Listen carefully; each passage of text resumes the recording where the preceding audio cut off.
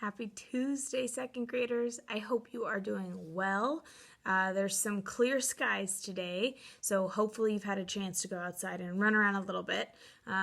Still a little cloudy, but it's not raining, so we'll take it. I hope you have been working hard on your assignments.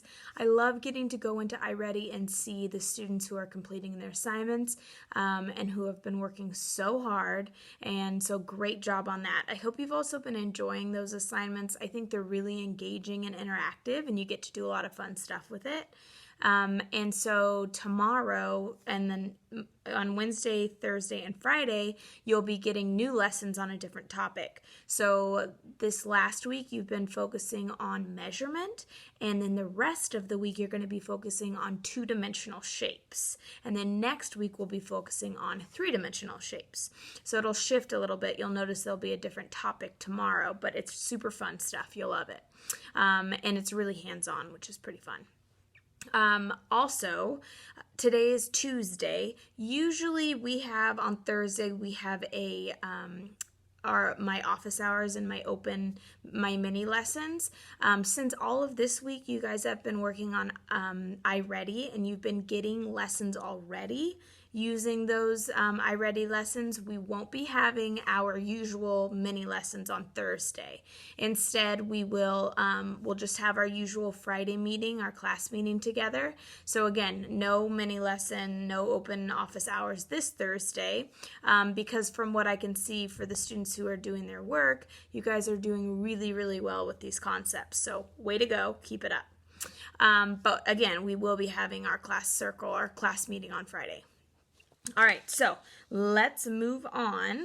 Oh, also, before I say move on to Penelope Peabody, tomorrow is Wednesday and Mrs. Copeland's optional writing Wednesdays tomorrow. I will send the link out through Seesaw and through email tomorrow morning. Again, it's optional, but if you'd like to work on some writing activities, that would be a great place to go. All right, so on Friday I gave you a brand new clue, and I've been giving it to you. I gave it to you Friday, and then Monday, and then today. And today I get to tell you the answer of where Penelope Peabody is and give you a new clue. So the clue I read to you is this one. I'm having a terrific time here, wherever I am. Last night at the Baltimore Orioles baseball game, I caught a baseball. Well, I didn't really catch it. It sort of landed in my bucket of popcorn. Tomorrow I'll be diving for oysters in Chesapeake Bay. Maybe I'll find a pearl. I am lost in a state near Washington, D.C. Which state am I traveling in this time? All right, Penelope, you are traveling in Maryland. Maryland. So here's my map. Look at all these states she's visited. Oh my gosh. I don't know why I have random little spots, but there they are. She didn't travel there. Not yet, at least. All right, so Maryland, if you can see, it's this weird shaped one right here. And you'll notice that Washington, D.C. is pointing right next to it. So Washington, D.C., Washington is the name, and then D.C. is an abbreviation for District of Columbia, and that's the capital city of the United States. And you can see it's itty bitty. It's actually not a state, it's just a city, but you can see that Maryland borders Washington, D.C. It also borders Delaware, West Virginia, and Virginia. So this part of the country, this is where the United States really started, was these little tiny states right up in here. And so there's a lot of history in this part of the United States. So if you love history like I do, this would be a great place to visit. We know Pennsylvania has the Liberty Bell. That's where the Constitution was written. There's a lot of great stuff. So if you're into history, put that on your list of places to go. I had a bunch of people who gave me the correct answer last night. These are the people that got them correct. Adelaide, Lucas, Raven, Caden, Weston, Bennett, and my mom. That is a lot of people. Amazing. 1, 2, 3, 4, 5, 6, 7 people. Our record's 12, so we haven't beat it yet. All right, here is your new clue for Penelope Peabody. I'm having a marvelous time in the southern USA. When I asked a police officer where I was, he told me I was in the Palomito state. Palomito State. I told him that Palomito is a type of tree, not a state. How unusual. A police officer who doesn't even know the name of his own state.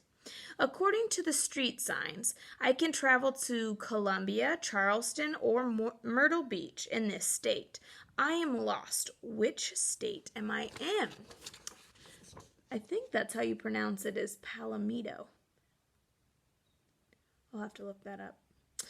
But yeah, we could look up Palomito State. We could also look up the names of these different cities. These are Columbia and Charleston are really big cities in this state, and Myrtle Beach is a very, very famous beach. So tell me where she is. She's lost again, and we just really need to get her a GPS because she is not understanding this map. My goodness. All right, so I will tell you the answer to that clue on Friday, so make sure you get back to me. Are you guys enjoying the one and only Bob?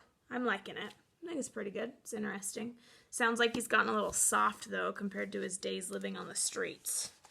All right, so we are going to read, the next part is called My Car Thing in the one and only Bob. I suppose the real reason for the training stuff isn't my bad manners, although they leave a bit to be desired. It's my car thing. I've always had a hang up about cars and trucks. Also riding lawnmowers, go-karts, anything with 4 wheels, an engine, and a driver. Don't like them. Don't want to ride in them. Don't want anything to do with them. Those co-pilot dogs with their heads hanging out the windows, flying their drool flags, boneheads. First of all, it isn't safe. And second of all, bad stuff can happen after you climb into a car. Take it from me. When Julia and George and Sarah realized I have transportation issues, they tried to lure me into the back seat of their car with treats. But you'd be surprised how stubborn I can be. I yelped so loud the neighbors came running out to see what was happening to the poor little doggy. Score 1 for the poor little doggy. So he doesn't like cars. Do you think that has something to do with his past when he was a puppy? Probably. This next one is called Click. That's when they started clicker training on me. Click, here's a treat. Come closer to the car, Bob. Click, here's a treat. Watch while I open the door, Bob. Click, here's a treat. Come right up to the seat, Bob. Click, here's a treat. Come on in, Bob. Bob? Bob? Where are you? Bob! Yeah, it was like that a lot. Options. Still haven't been in a car, or a truck, or a tractor for that matter. When I have to go to the rhymes with pet threat, Julia and her parents walk me there. They say elephants have long memories. Well, so do dogs, people. It's not like I'm afraid. I'm just exercising my options. The next one is called Full Wag. Are you ready to head over to the park? George asks me as he passes through the living room. He's carrying 2 flashlights and a roll of masking tape. Yep, Julia says, and I do a head tilt to show I'm intrigued by the conversation. The place where Ivan and Ruby live is called Wild World Zoology Park and Sanctuary, but everybody just calls it the park. George works at the park as the head groundskeeper, which means I've got some sway, and everyone who's employed there loves Julia. Give me a minute. I just need to grab my coat, says George. Straight home after that, though, Julia, says Sarah, just in case the weather gets worse. 1 minute the weatherman's saying we're going to have a little shower. Next minute, it's the storm of the century. Julia scratches my head. I thought Hurricane Gus wasn't coming till tomorrow. Sometimes they change course, says Sarah. They can be unpredictable. You know, George says with a wink, in the old days, they only named hurricanes after women. Julia groans. That is so sexist.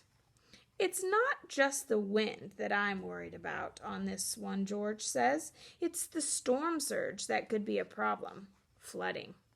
Julia tries to make her wear her mom's latest creation, a knitted dog sweater with security written on it. which I suppose is ironic reference to my petite size. I politely decline. All right, you win, Julia says. Ready for your walk, Bob? At the mention of the word walk, I go all crazy mutt, so it's clear I'm on board with the idea. Humans love it when we get silly. I think they're so weighed down by people problems that sometimes they need to be reminded what happy looks like. Julia attaches my string.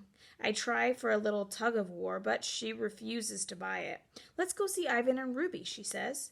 Just hearing those names sends my tail in a full wag. And I'm going to stop right there. The next chapter is called Good Words, Bad Words. All right, we will find out tomorrow when Bob goes to see his friends at the wildlife park. Hope you guys have a great Tuesday, and I will see you here tomorrow. Bye, guys.